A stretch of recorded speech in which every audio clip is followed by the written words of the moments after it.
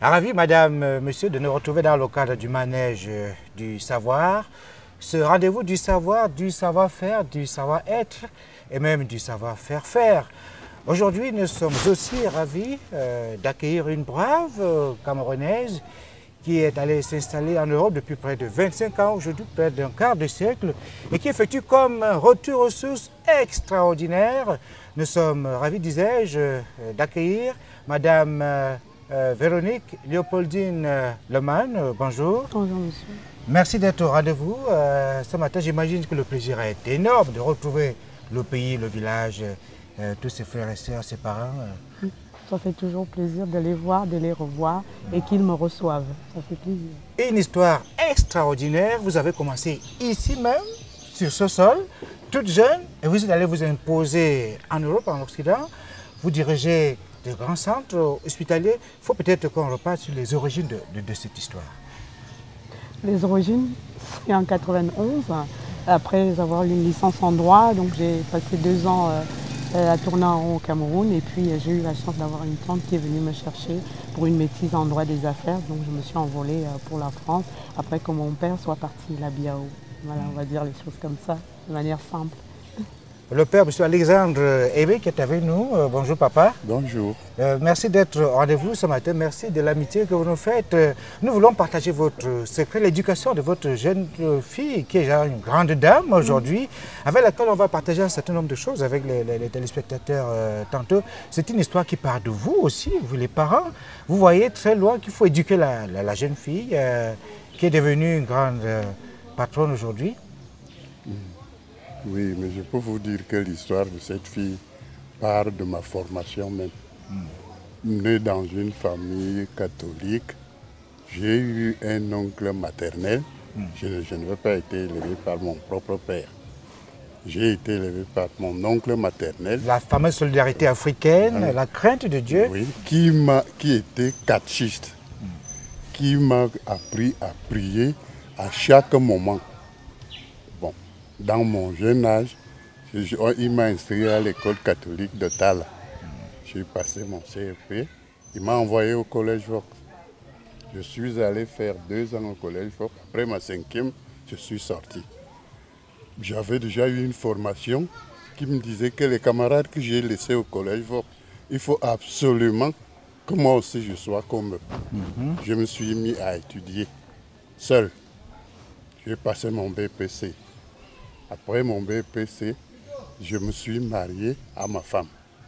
Qu'on aura le plaisir de rencontrer tout à l'heure, parce qu'on a eu la promesse de l'accueillir sur ce plateau. On voit bien l'itinéraire, votre itinéraire que votre fille a suivi par la suite, parce qu'elle a fait des études sans discrimination, sans distinction, hein, Véronique, au point où vous êtes allé vous battre en Europe comme une brave Camerounaise, comme une brave lionne indomptable. C'est sur ces valeurs, parce qu'il parlait tantôt du travail, de la discipline, de l'effort, voilà, de l'opiniâtreté, de l'efficacité, de la patience, de la volonté.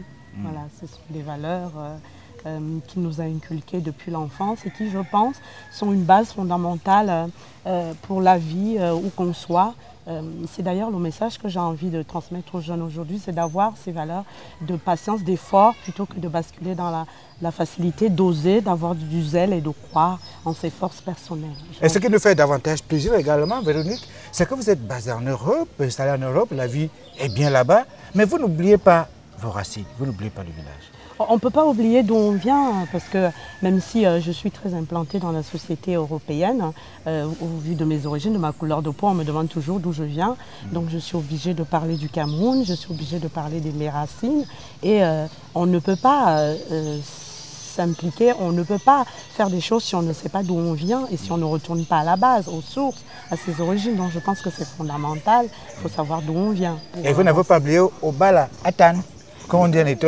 Non, je n'ai pas oublié parce qu'en fait, pour vous dire une anecdote, je suis née, la maison où je suis née était placée à cet endroit. À cet endroit précis. Voilà, donc elle a été détruite. C'est pour vous dire que des fois, le destin n'est pas hasardeux.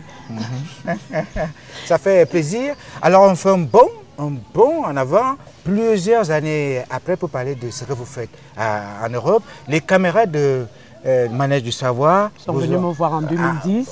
En France. Voilà. Alors, quelles sont les échos que vous avez eu de ce passage ici ou ailleurs en France, les réactions quand même? Je dirais que... Parce que l'assiette, tu veux regarder partout au Cameroun. Oui, et en plus de ça, donc ce passage, cette émission a été prise aussi par France 2. Donc depuis longtemps, je dois vous dire que ma vie a changé. Je ne fais plus en pas sans qu'on me reconnaisse. C'est surtout les jeunes qui viennent me voir spontanément en me disant « Madame, on vous a regardé, est-ce que c'est vrai en vous? C'est vraiment vous? Est-ce que vous pouvez nous signer un autographe? Est-ce qu'on est fiers de vous? Vous nous donnez de l'espoir ?» Donc je pense que ce genre de message refondent des valeurs fondamentales pour une jeunesse comme la nôtre.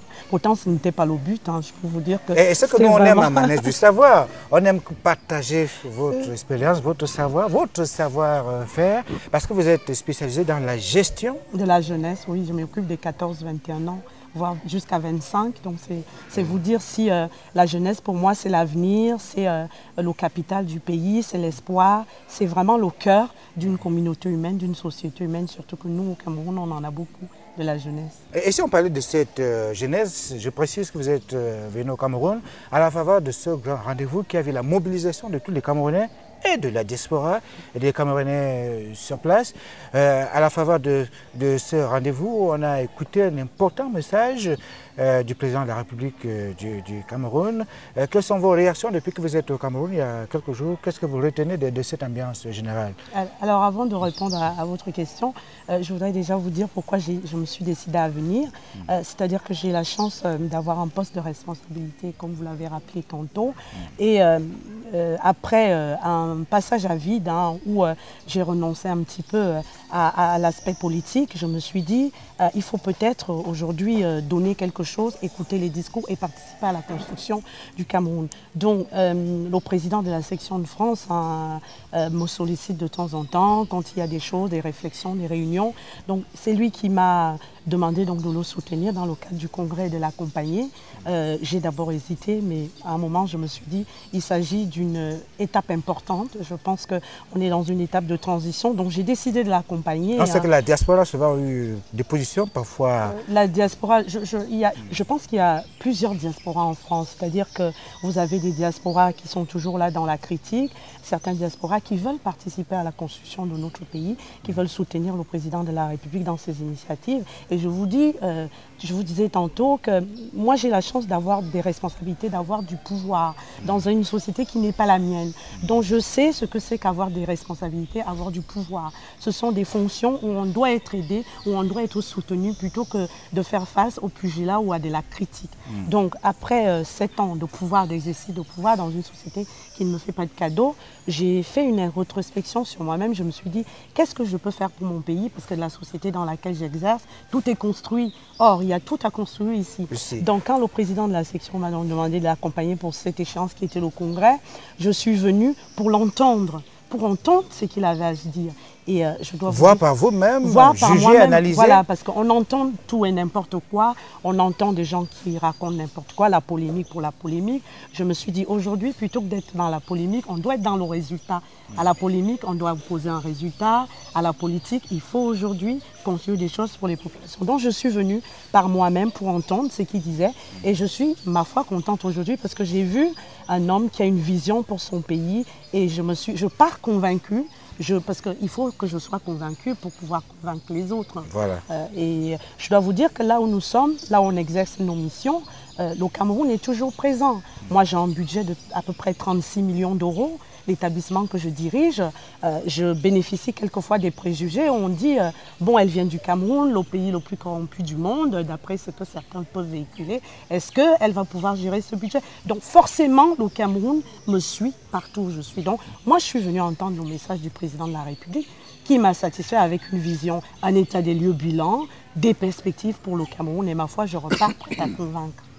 S'agissant des jeunes, puisque nous parlions tantôt des jeunes qui sont très importants au Cameroun, qui ont été sollicités, interpellés dans le message du président de la République. Quel est le message des jeunes? Parce qu'on a vu quelques-uns qui ne cessaient de venir à votre rencontre. Quel est le message qu'il importe de passer aux jeunes aujourd'hui qui souhaitent travailler? Il y en a qui ont aussi rêvé, pensaient qu'ils allaient trouver tout organisé pour eux sur place. Moi, je pense que sans être donneuse de leçons, je pense qu'il y a plusieurs messages qui ont été délivrés dans ce discours. Osez, prenez des initiatives, n'attendez pas. Osez. Bon, osez.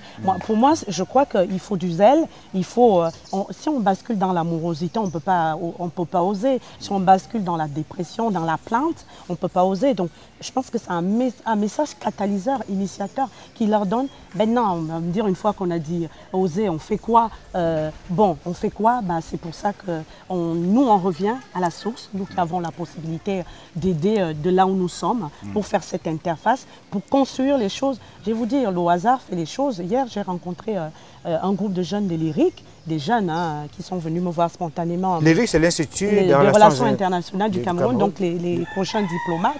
Et d'ores et déjà, ils m'ont abordé pour un projet qu'ils veulent construire autour vraiment de la construction de l'identité culturelle entre les jeunes du Cameroun et les jeunes de la France. Et ils me demandaient si, lors de leur conférence trimestrielle au mois de décembre, je peux être leur parent. Moi, je pense que ce genre d'initiative permet de refonder les valeurs, de savoir quelle est notre identité, où on va et ce qu'on veut faire avec les possibilités que le pays nous donne. Va donc pour les jeunes, mais également les femmes. Vous êtes une femme, vous avez dû remarquer que les femmes sont dynamiques au Cameroun. Dynamique. Mais malheureusement, parfois, elles étaient en retrait. Elles n'étaient pas toujours à l'avant-scène. Le président a dit, avec les femmes, on va faire un certain nombre de choses. Nous sommes au bas là, les femmes de bas là sont réputées pour être très dynamiques, très travailleurs. Quel message, quelle perspective par rapport aux femmes? Je rappelle également que vous maîtrisez le management moderne. Je pense que la femme a besoin de prendre confiance en elle. Et ça part de l'éducation. Moi, j'ai eu la chance d'avoir un père qui il est à côté de moi, qui m'a donné la possibilité de m'affirmer. Et ça, ce n'est pas toujours donné. Moi, je vois même dans le cas de l'exercice de mes fonctions, les jeunes filles que je reçois dans l'établissement, quelquefois, elles ont un traitement différent de leurs frères. Et je pense que la femme a besoin de prendre confiance en elle, la jeune femme camerounaise, de croire en ses capacités, d'aller à l'école, plutôt que de penser que sans rencontrer un mari ou un homme, je pense qu'on a les mêmes capacités, même si ce n'est pas mauvais de rencontrer un homme, mais il faut rencontrer cet homme quand on croit déjà en soi-même, ne pas croire que cet homme va faire des miracles, parce qu'on est arrivé à un point aujourd'hui, il faut être deux pour construire, et je pense que la femme est aussi capable que l'homme. Pour le message des femmes Nobala, je les connais très dynamiques, les filles étonnent, hein, vous savez qu'elles ont la réputation d'être très très énergiques et très volcaniques, voilà. Donc je leur dirais simplement de continuer à œuvrer pour l'avenir de notre humanité et de ne pas faiblir malgré les difficultés qui sont le fruit de cette crise financière qui est dans tout le monde entier, il n'y a pas seulement qu'au Cameroun. Mais je pense que le Cameroun s'en sort bien, parce que moi je vis dans une société qui est déjà à la limite de son développement. On commence à voir que les donneurs de leçons aussi peuvent être quelquefois très mis à l'épreuve.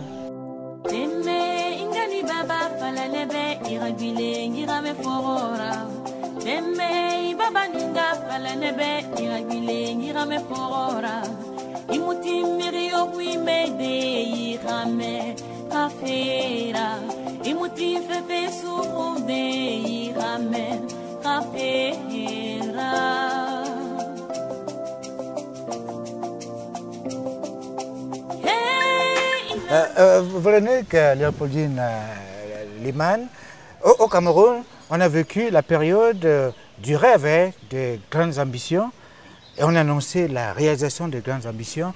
Est-ce que, avec votre double expérience, vous êtes camerounaise d'origine, vous avez la culture d'ici, vous êtes en Occident, vous vous êtes imposé avec les Occidentaux, comment est-ce que vous voyez cette affaire? L'avenir du Cameroun, les grandes ambitions, l'engagement, l'engouement du Cameroun, le succès vers l'avenir 2035. Moi, je suis très confiante pour le Cameroun. Je dirais aujourd'hui que le Cameroun s'en est très bien sorti après les politiques d'ajustement structurel, hein, parce que c'est pas facile. Hein. Les institutions de Bretton Woods ont imposé au Cameroun des politiques drastiques, hein, qui ont généré beaucoup de souffrances sociales, hein, avec une réalité sociale qui est compliquée. Mais est-ce que pour autant, on n'est pas dans la catastrophe? Le Cameroun s'en sort. Moi, je vis dans un pays qui est classé pays développé, où on parle de réduction des effectifs, de départ à la retraite des fonctionnaires non remplacés, de réduction des déficits publics. Donc je pense qu'aujourd'hui, on est vraiment arrivé dans une période où tous les pays ne sont pas épargnés avec la mondialisation. On ne croit pas toujours, parce qu'à partir d'ici, on pense que le paradis, c'est en Occident. Non, je crois les gens veulent partir du Cameroun pour s'installer en Occident à tout prix, Paris à tout prix. C'est vraiment le titre d'un film qui a fait sensation ici. Dans l'illusion, oui, mais dans la réalité, je pense que tous les pays sont mis à l'épreuve aujourd'hui par la crise financière. Et je pense que le Cameroun s'en sort parce qu'elle a une population dynamique, une vision politique, des hommes et des femmes. Et il suffit juste que ces hommes et ces femmes, qu'on s'organise. Je pense que le chemin est là. Mais il faut juste enlever les obstacles sur le chemin et que le chemin, il n'est pas barré, il est ouvert. Maintenant, vous me parlez des grandes ambitions qui vont devenir des grandes réalisations. Moi, j'ai été très ravie et je dirais même des grandes concrétisations parce que la vision que le président de 2035, c'est une vision réaliste parce qu'on ne peut pas faire des investissements en 3 ans, en 5 ans. Moi, quand j'entends des gens qui disent qu'ils vont construire des hôpitaux, des écoles, je me dis, mais en combien de temps? Quel est le plan d'investissement? C'est vrai que c'est le langage un peu des élites. Hein. Ici et là, les élites disent, je veux donner l'hôpital, je veux donner l'hôpital. Mais il faut peut-être penser tout ceci avant. Oui, mais pour construire un hôpital, il faut une politique publique, il faut un plan d'investissement, un plan d'infrastructure, des financements. Ils vont le faire comment? Donc il faut éviter de basculer entre le dérisoire et l'illusoire. Il ne faut pas non plus vendre l'illusion aux populations camerounaises. Donc il faut être réaliste. C'est pour ça que c'est important la continuité dans le pouvoir des gens qui ont déjà exercé, parce qu'ils connaissent comment ça marche. Moi, je vous donne l'exemple du Conseil général de la Seine-Saint-Denis où j'exerce, qui finance l'établissement que je dirige. On construit les collèges, mais il faut que ce soit prévu longtemps en avance, les plans de financement, les maîtrises d'ouvrage. On ne peut pas construire un hôpital ni un collège comme ça en 2 ans. C'est une politique globale de santé et démographique. Donc je pense que le Cameroun est sur une bonne voie, sincèrement. Ce sont des perspectives et une histoire intéressante que vous nous racontez là. Véronique Léopoldine Liman. Ce sont des perspectives qui sont dessinées au Cameroun, mais vous qui avez cette vision, vous avez bénéficié d'une très bonne formation. Il y a quand même 2 ou 3 conseils à donner aujourd'hui. Vous pouvez d'ailleurs continuer à nous donner les services au Cameroun, vous, votre expertise, votre expérience. Je suis toujours ouverte à donner mon expertise au Cameroun. Je pense qu'aujourd'hui, on est arrivé à une époque où le Cameroun doit bénéficier de tous ses cerveaux, de tous ses esprits, de toutes ses expertises. C'est heureux de l'entendre. Voilà, et moi, je suis toujours, en tout cas, je lance un appel. À chaque fois que le Cameroun aura besoin de moi, je suis prête à donner mon expertise en matière anthropologique, en matière politique, en matière sociopolitique, en matière de gestion, en matière de management. Et vous me donnez l'occasion là de lancer quelques pistes de travail. Je pense qu'il faut penser de manière triangulaire, comme l'a fait un petit peu, comme j'ai entendu au Congrès, c'est-à-dire de manière sociale, en mettant en place la sécurité sociale, comme il a dit monsieur le chef de l'État. Je pense qu'on est arrivé aujourd'hui, on ne peut plus baser un système de sécurité sociale juste sur les cotisations de ceux qui travaillent. Il faut penser à un système mixte qui englobe ceux qui travaillent et des assurances privées. Peut-être que nous, au niveau de l'étranger, de la diaspora, on pourrait contribuer autour d'un système d'ayant droit qui pourrait permettre de construire, parce qu'il nous est insupportable, nous, d'avoir des gens qui ne peuvent pas se soigner, alors que dans les pays où nous vivons, les pharmacies sont pleines de médicaments. Donc il faut construire toutes ces choses à y penser. Et moi, j'ai la chance d'avoir une expertise dans ce domaine, ça pourrait servir. Et je dirais également, sur le plan managérial, je pense qu'il y a vraiment besoin d'avoir une vraie gestion des compétences, des emplois et des compétences. Ah, ça aussi, c'est un problème qui s'est posé. On a même eu l'impression que les jeunes étaient abandonnés, mis à la touche, que les compétences n'étaient pas toujours valorisées. C'est une impression, hein? Non, je pense que ce n'est pas une question de non-valorisation. Il faut repenser notre système de formation. Moi, j'étais ravie quand il a parlé de la formation professionnelle. Je pense qu'il faut penser la formation professionnelle, les formations en alternance, si possible valoriser les acquis professionnels, ce que l'on appelle en Europe la VAE, c'est-à-dire des gens qui sont déjà en poste, qui peuvent profiter de leur expérience de terrain et aller faire des allers-retours dans les universités pour la théorie. Je pense que c'est vraiment des pistes, la professionnalisation qui a été abandonnée, hein, parce qu'à l'époque, les métiers étaient les cursus d'enseignement généraux. Je pense que ce sont des métiers d'avenir dans le domaine qui me concerne, c'est-à-dire le sanitaire et le social. Il y a un gisement d'emploi. Tous les métiers liés à la prise en charge du handicap, à la prise en charge des métiers d'aide à la personne à tous les âges de la vie, que ce soit au début de la vie avec les nourrices, tout ce qui est emploi de maison, à la personne âgée, aux personnes handicapées. C'est un gisement d'emploi que moi je me permettrais de dire on peut aller chercher là-dedans les emplois d'aide à la personne, c'est l'avenir. Tel que c'est parti, je souhaiterais vous avoir comme invité toutes les semaines pour bénéficier au maximum de cette expérience. Nous allons poursuivre notre entretien dans un instant. Le temps de m'arrêter à nouveau chez le papa, Monsieur Alexandre Eyebe, qui a commencé une belle histoire tout à l'heure, dont on sait qu'elle s'est très bien achevée parce que vous êtes un battant à l'origine. Vous avez pu obtenir pas mal de diplômes sans nécessairement suivre le chemin classique de l'école. Après, comme je vous ai dit, après mon baccalauréat, j'étais d'abord répétiteur au lycée de Garoua. Après mon bac, je suis rentré à l'université où j'ai passé ma licence, celle qui se faisait en 4 ans là. Mais à ma sortie... À l'époque, on parlait encore de l'université de Yaoundé. De Yaoundé, voilà. À ma sortie, là où je pouvais avoir fait une erreur, au lieu d'aller à la fonction publique, j'étais parmi les premiers licenciés qui étaient recrutés dans des banques. Je suis donc entré à la BAO. C'est là que j'ai essayé de faire toute ma carrière. Vous êtes modeste puisque vous dites que vous avez essayé, vous avez réussi et c'est avec beaucoup d'admiration quand on revoit ce parcours tel que le Cameroun se réussit parce que vous commencez à regarder le Cameroun au rétroviseur. Vous avez espoir à l'avenir qui se dessine. Vous voyez l'espoir qui transparaît du visage, du regard de votre fille et de tous les Camerounais aujourd'hui. Cet espoir, vous l'avez également Moi, je crois que quand quelqu'un veut faire quelque chose, quand quelqu'un veut réussir, il réussit. Bon, peut-être la jeunesse actuelle peut croire qu'à notre époque, il y avait plus de chance, que tout était facile. Que tout était facile. Mais seulement, je crois qu'en travaillant, on est capable de tout faire. C'est l'idée que j'ai donnée à ma fille.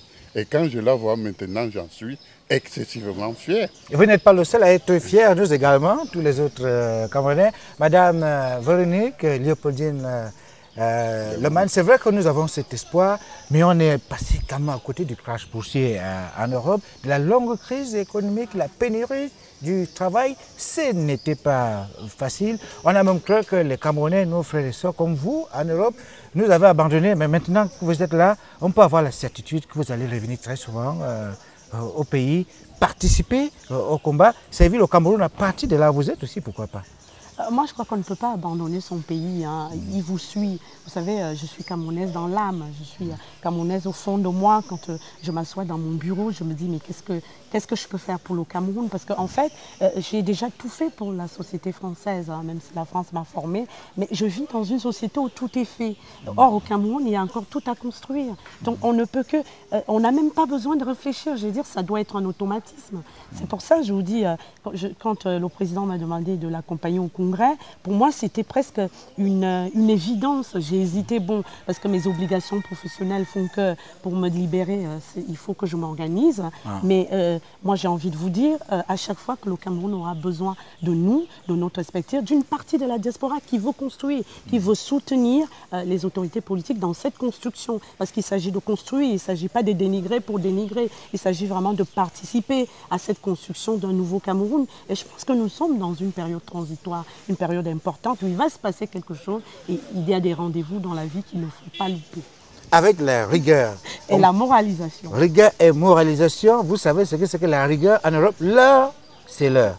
La rigueur, je pense qu'elle est d'abord personnelle. Hein. La rigueur commence par sa rigueur personnelle. C'est-à-dire qu'on se demande qu'est-ce que je vais être dans la vie, quels moyens je me donne pour y arriver, quelles observations je fais du milieu dans lequel je vis et je suis rigoureux. Avant d'avoir de la rigueur pour la société, il faudrait déjà avoir la rigueur personnelle. Et c'est ce que je dis aux jeunes filles et aux jeunes garçons. Il faut avoir sa rigueur à soi et se dire je vais aller ceci avant d'avoir la rigueur de la société.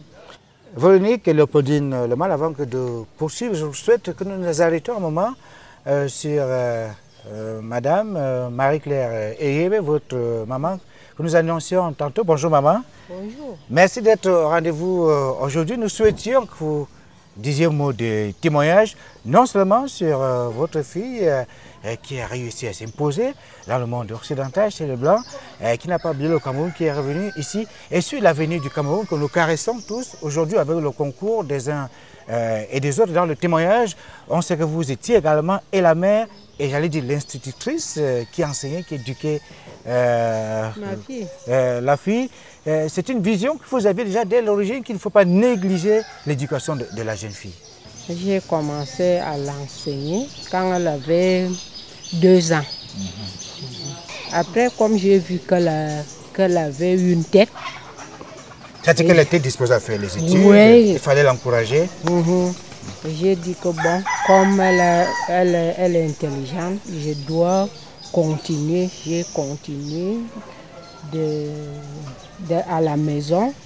Elle a commencé à fréquenter rien qu'au cours élémentaire 1 à l'âge de 4 ans et demi. Donc elle a sauté les classes Non, je l'enseignais à la maison. Ouais. J'ai sauté les classes à l'école. Sauter les classes à l'école, c'est la preuve que cet enseignement a été de qualité, était valable. Merci pour ce témoignage, merci surtout pour ce travail et l'avenir du Cameroun dont on parle aujourd'hui. Parce qu'on a beaucoup de jeunes filles mamans qui semblent parfois un peu découragées parce qu'elles ont un enfant, elles ne trouvent pas du travail.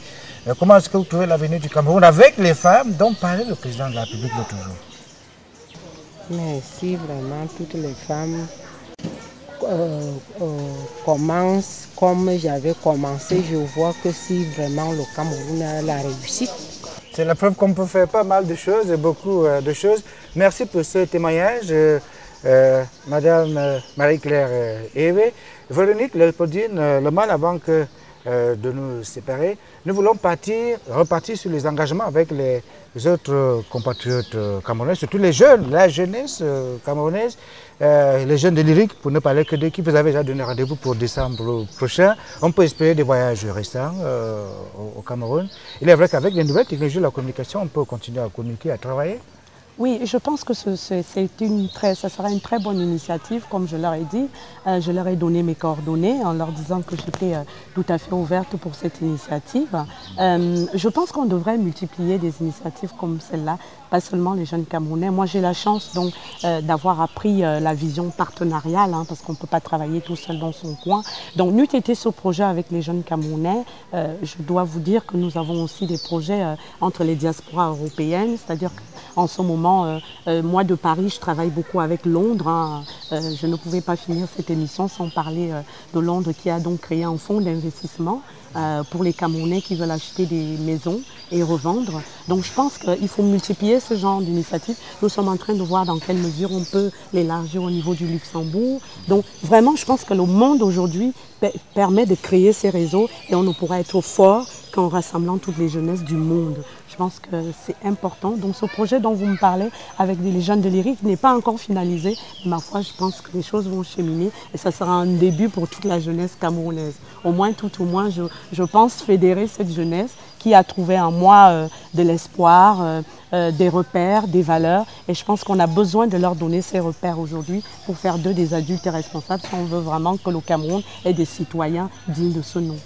Véronique Léopoldine Lemal, merci de votre disponibilité, merci de votre disposition à travailler pour le Cameroun. Merci pour votre vision pour le Cameroun et pour les Camerounais. Madame, monsieur, merci également de votre attention. Retrouvons-nous très bientôt pour une autre édition de Manège du Savoir, toujours sur l'antenne TV de la CRTV. À bientôt.